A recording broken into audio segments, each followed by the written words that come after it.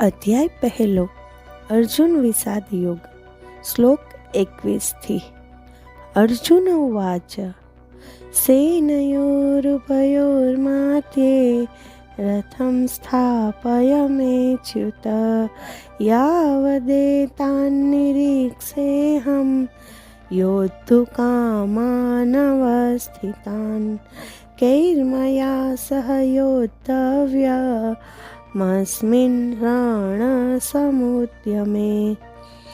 અર્જુન બોલ્યો, હે અચ્યુત, મારો રથ બંને સેનાઓની વચ્ચે ઊભો રાખો, જેથી હું જોઈ જાણી લઉં કે યુદ્ધની ઈચ્છાથી ગોઠવાઈને ઊભેલા એ કોણ કોણ છે અને મારે આ રણ સંગ્રામમાં કોની કોની સાથે લડવાનું છે। યોત્સ્યમાનાન વેક્ષેહં ય એતેત્ર સમાગતાઃ ધાર્તરાષ્ટ્રસ્ય દુર્બુદ્ધેર યુદ્ધે પ્રિય ચિકીર્ષવઃ। દુષ્ટ બુદ્ધિવાળા દુર્યોધનનું આ યુદ્ધમાં ભલું કરવાની ઈચ્છાવાળા જે લડવૈયાઓ અહીં એકઠા થયેલા છે તેમને હું ધારીને જોઈ લઉં। સંજય ઉવાચ એવમુક્તો ઋષિકેશો ગુડાકેશેન ભારત સેનયોરુભયોર્મધ્યે સ્થાપયિત્વા રથોત્તમં। સંજય બોલ્યો, હે ધૃતરાષ્ટ્ર, અર્જુને આ પ્રમાણે કહ્યું ત્યારે ભગવાન શ્રી કૃષ્ણે બંને સેનાઓની વચમાં ઉત્તમ રથને ઊભો રાખ્યો। ભીષ્મ દ્રોણ પ્રમુખતઃ સર્વેષાંચ મહીક્ષિતામ ઉવાચ પાર્થ પશ્યૈતાન સમવેતાન કુરુનીતિ। ભીષ્મ, દ્રોણ તથા સૌ રાજાઓની હાજરીમાં ઋષિકેશે અર્જુનને કહ્યું, હે પાર્થ, અહીં એકઠા થયેલા આ કૌરવોને જો। તત્રાપશ્યત સ્થિતાન પાર્થઃ પિતॄનથ પિતામહાન આચાર્યાન માતુલાન ભ્રાતॄન પુત્રાન પૌત્રાન સખીંસ્તથા સ્વસુરાન સુહૃદશ્ચૈવ સેનયોરુભયોરપી। ત્યાં અર્જુને બંને સેનાઓમાં ઊભેલા વડીલો, દાદાઓ, ગુરુઓ, મામાઓ, ભાઈઓ, પુત્રો, પૌત્રો, મિત્રો, સસરાઓ અને શુભેચ્છકોને જોયા। તાન સમીક્ષ્ય સ કૌન્તેયઃ સર્વાન બંધૂનવસ્થિતાન કૃપયા પરયાવિષ્ટો વિષીદન્નિદમબ્રવીત। એ બધા સગા વહાલાઓને આમ ઊભેલા જોઈને અત્યંત દીન ભાવમાં ડૂબેલો તે અર્જુન ખેદપૂર્વક આ પ્રમાણે બોલ્યો। અર્જુન ઉવાચ દ્રષ્ટવેમૌ સ્વજનં કૃષ્ણ યુયુત્સું સમુપસ્થિતં સિદન્તિ મમ ગાત્રાણિ મુખૈશ્ચ પરિશુષ્યતિ। અર્જુન બોલ્યો, હે કૃષ્ણ, મારી સામે ઊભેલા આ સગા સ્નેહીઓને લડવાના મિજાજમાં જોઈને મારા અંગો ઢીલા થઈ જાય છે અને મોં પણ સુકાય છે। વેપથુશ્ચ શરીરે મે રોમહર્ષશ્ચ જાયતે ગાંડીવં સ્રંસતે હસ્તાત ત્વક્ચૈવ પરિદહ્યતે। મારા શરીરમાં કંપારી છૂટે છે તથા રૂવાડા ખડા થાય છે, હાથમાંથી ગાંડીવ ધનુષ્ય સરી જાય છે અને ચામડી પણ બળું બળું થાય છે। ન ચ શક્નોમ્યવસ્થાતું ભ્રમતીવ ચ મે મનઃ નિમિત્તાની ચ પશ્યામિ વિપરીતાની કેશવઃ। મારાથી ઊભા રહેવાતું નથી, કારણ કે મારું મન જાણે ભમે છે અને જાણે હું મારી જાતને ભૂલી રહ્યો છું. વળી હે કેશવ, મને બધા અવળા અને અશુભ ચિહ્નો દેખાય છે. ન ચ શ્રેયોનુપશ્યામિ હત્વા સ્વજનમાહવે ન કાંક્ષે વિજયં કૃષ્ણ ન ચ રાજ્યં સુખાની ચ. યુદ્ધમાં સગા સ્નેહીઓને હણીને કંઈ શ્રેય થાય એવું મને નથી લાગતું. હે કૃષ્ણ, તેમને મારીને હું વિજય, રાજ્ય અને સુખ મેળવવા ઈચ્છતો નથી. કિમ નો રાજ્યેન ગોવિંદ કિમ ભોગે જીવિતેન વા યેષામર્થે કાંક્ષિતન્નો રાજ્યં ભોગા સુખાની ચ તયમેવ સ્થિતા યુદ્ધે પ્રાણાં ત્યક્ત્વા ધનાની ચ.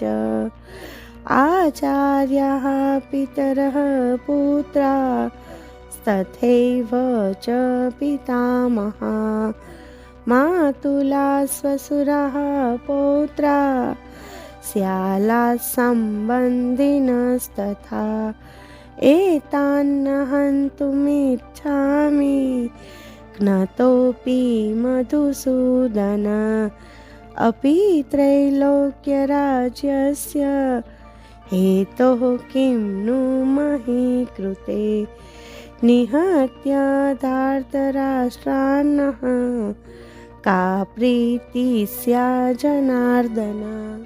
હે ગોવિંદ, અમારે રાજ્ય કે ભોગો કે જીવતર પણ શા કામનું? જેમને માટે અમે રાજ્ય, ભોગો અને સુખો ઈચ્છ્યા હતા તે બધા તો યુદ્ધ માટે રણભૂમિમાં આવીને ઊભા છે. હે મધુસૂદન, ગુરુઓ, વડીલો, પુત્રો, દાદાઓ, મામાઓ, સસરા, પૌત્રો, શાળા અને બધા સંબંધી સ્વજનો પોતાના પ્રાણ અને માલ મિલકત ત્યજીને અહીં મારી સામે ઊભા છે.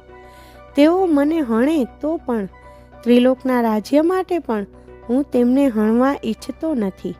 તો પછી માત્ર પૃથ્વીના રાજ્યની વાત જ શી રહી?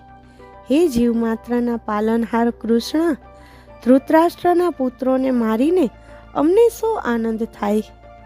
પાપમેવાશ્રયેદસ્માન અદ્વૈતાનાતતાયિનઃ તસ્માન્નાર્હા વયં હन्तुं ધાર્તરાષ્ટ્રાન સ્વબાંધવાન સ્વજનં હિ કથં હત્વા સુખી ન સ્યામ માધવ. આ સૌ આતતાઈઓ છે, છતાં પણ એમને હણ્યાનું અમને પાપ જ લાગે. તેથી અમારા પોતાના ભાઈઓ એવા કૌરવોને હણવા એ અમારા માટે યોગ્ય નથી. હે લક્ષ્મીપતિ કૃષ્ણ, સ્વજનોને જ હણીને અમે સી રીતે સુખી થઈશું? યદ્યપ્યેતેન પશ્યન્તિ લોભોપહત ચેતસઃ કુલક્ષય કૃतं દોષં મિત્રદ્રોહે ચ પાતકં કથં ન જ્ઞેયમસ્માભિः પાપાદસ્માન નિવર્તિતું કુલક્ષય કૃतं દોષં પ્રપશ્યતિર્જનાર્દન. હે જનાર્દન, લોભને લીધે આ બધાની બુદ્ધિ બહેર મારી ગઈ હોવાથી તેઓ કુળના નાશથી થતા દોષને અને મિત્રો સાથે લડવાના પાપને જોઈ શકતા નથી. પરંતુ કુળના નાશથી થતા દોષને અમે સ્પષ્ટ ભાળીએ છીએ. તો આવા પાપમાંથી બચવાનું અમારે કેમ ના વિચારવું? કુલક્ષયે પ્રણશ્યન્તિ કુલધર્મા સનાતનઃ ધર્મે નષ્ટે કુલં કૃત્સ્નં અધર્મોऽભિભવત્યુત. કુળનો નાશ થતા પરાપૂર્વથી ચાલતા આવેલા કુળ ધર્મો નાશ પામે છે અને ધર્મ નષ્ટ થતાં અધર્મ આખાએ કુળને ડૂબાડી દે છે. અધર્માભિભવાત કૃષ્ણ પ્રદુષ્યંતી કુલસ્ત્રિયઃ સ્ત્રીષુ દુષ્ટાસુ વાર્ષ્ણેય જાયતે વર્ણસંકરઃ. હે કૃષ્ણ, જ્યારે કુળમાં અધર્મ વ્યાપે છે ત્યારે કુળની સ્ત્રીઓ ભ્રષ્ટ થાય છે અને કુળની સ્ત્રીઓ ભ્રષ્ટ થવાથી હે વૃષણી વંશના કૃષ્ણ વર્ણશંકર પ્રજાનો જન્મ થાય છે. શંકરો નરકાયૈવ કુલજ્ઞાનાંકુલસ્ય ચ પતન્તિ પિતરો હેષાં લુપ્તપિંડોદક ક્રિયાઃ. જ્યારે વર્ણશંકર પ્રજા વધે છે ત્યારે કુળ માટે અને કુળ ધર્મના ઘાતકો માટે નરકની સ્થિતિ સર્જાય છે. આવા ભ્રષ્ટ કુટુંબોમાં પૂર્વજોને પિંડોદક અપાતા નથી, તેથી તેમની પણ અવગતિ થાય છે. દોષૈરેતે કુલજ્ઞાનાં વર્ણશંકરકારકૈઃ ઉત્સાદ્યન્તે જાતિધર્માઃ કુલધર્માશ્ચ શાશ્વતાઃ. કુળઘાતીઓના આ વર્ણશંકરને ઉત્પન્ન કરનારા દોષોને લીધે જાતિના અને કુળના સનાતન ધર્મો નાશ પામે છે.